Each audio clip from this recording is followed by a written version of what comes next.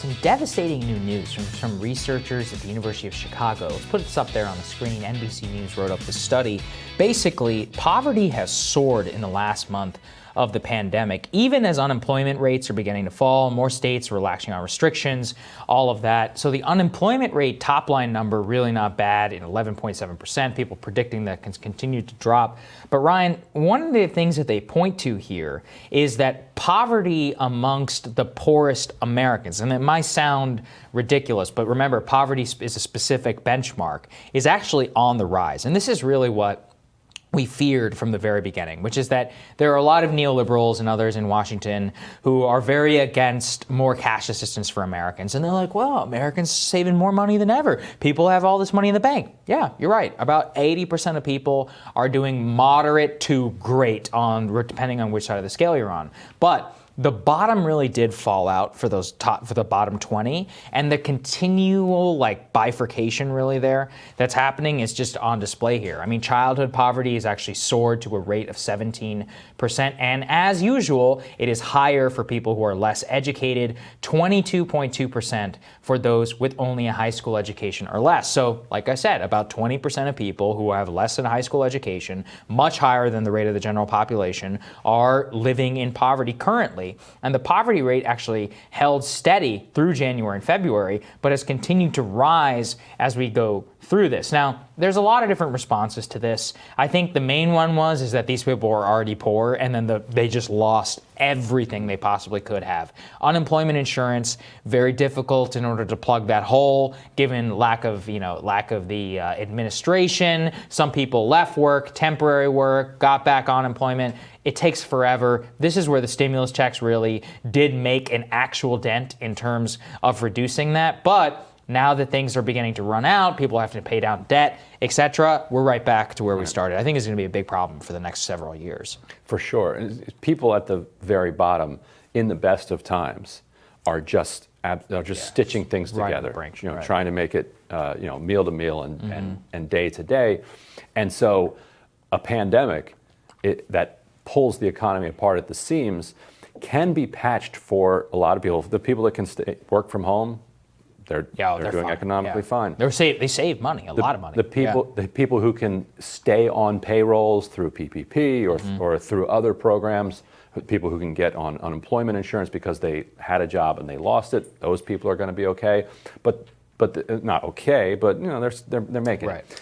But the people who were already struggling hard, who were on the brink of homelessness, who were relying on a patchwork of different ingenuities of their own to kind of make it every day.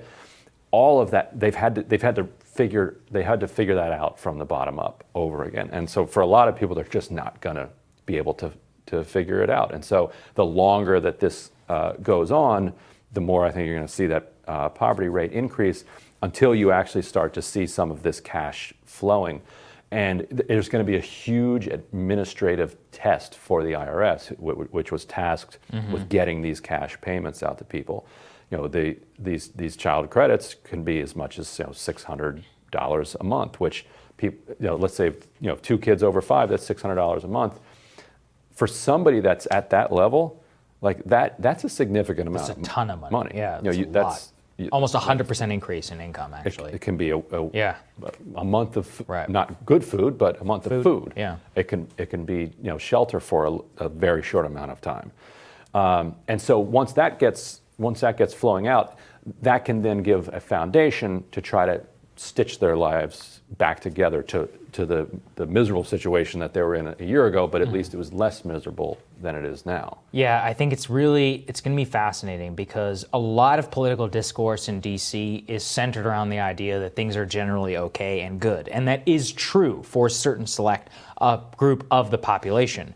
And that's why it's very important not to look at averages and to think about people in terms of quintiles, like where they were before and where they're not. So yes, everybody suffered, but people at the bottom suffered the most, and they're the ones who died largely from COVID. They're the one, if they were older, they're the ones who were at least exposed.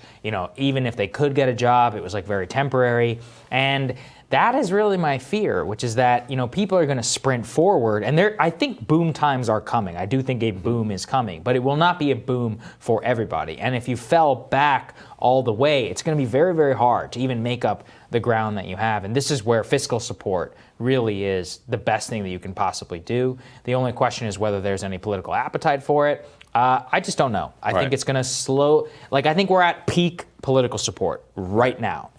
2 months from now, I'm not sure I see that in Congress. Right, and people, people don't want to be in these situations, and they're working extremely hard to get out of them. But if your every waking moment is just about basic survival, then you never have a second to try to think, well, how can I prepare for tomorrow, right, and the next week? And so that's why some basic support can then buy you the breathing room to actually then start applying for jobs to start repairing some of the relationships that were destroyed by the misery of the last couple of years, and to use that to then get your life back on track and return to a place of dignity. It's going to be very, very tough uphill climb. We're continuing to track it here on Rising. We'll have more for you right after this.